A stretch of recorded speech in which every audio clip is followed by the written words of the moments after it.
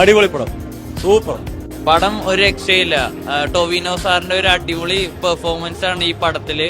നല്ല മേക്കിംഗ് ആയിരുന്നു. നല്ല മേക്കിംഗ് ആണ്, കാണാൻ നല്ല രസം, നല്ല പടം തന്നെയാണ്. സ്റ്റാൻഡേർഡ് ലെവലിൽ എടുത്തൊരു പടം.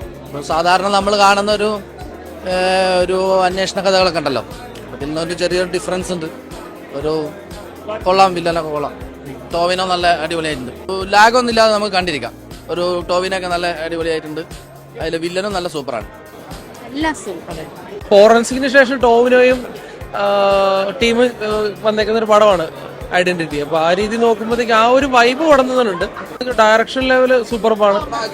എടുത്തു പറയേണ്ടതെന്ന് വെച്ച് കഴിഞ്ഞാൽ സ്റ്റണ്ട് കൊറിയോഗ്രാഫി സൂപ്പറാണ്. ടോവിനോ നല്ല ഹാർഡ് വർക്ക് ചെയ്തിട്ടുണ്ട്. ആ ഒരു ഫിറ്റ്നസ് ഒക്കെ നല്ല സ്റ്റൈലായിട്ട് എന്റെ പടത്തിൽ വന്നിട്ടുണ്ട്. മേക്കിംഗ് നല്ല ഹോളിവുഡ് ക്വാളിറ്റി ഉണ്ട്, നല്ല പുതിയ സംഭവങ്ങളൊക്കെ ഉണ്ട്. മലയാളത്തിൽ കണ്ടില്ലാത്ത കിടന്ന സാധനം. ത്രില്ലറാണ്. ഈ ബസ്സിലെ ഒരുപാട് ഇഷ്ടപ്പെട്ടിട്ടുണ്ട് മൂവി. പിന്നെ സെയിം ഫോറൻസിക് പോലെ തന്നെ എല്ലാ ഡീറ്റെയിൽസും മൈന്യൂട്ടായിട്ട് തന്നെ കവർ ചെയ്യുന്നുണ്ട്. പിന്നെ ഫൈറ്റ്സും മേക്കിംഗ് വൈസ് എല്ലാം അടിപൊളി തന്നെയാണ്. നല്ല സിനിമയാണ്. പ്രത്യേകിച്ച് ആക്ഷൻ, ത്രില്ലർ എല്ലാം അടിപൊളിയായിട്ടുണ്ട്. പ്രത്യേകിച്ച് പറയുവാണെങ്കിൽ ടോവിനോ ചേട്ടന്റെ പെർഫോമൻസ് ഒക്കെ അടിപൊളിയായിട്ടുണ്ട്. നല്ല പടം, അടിപൊളി പടം, മസ്റ്റ് വാച്ച്. First hit 2025.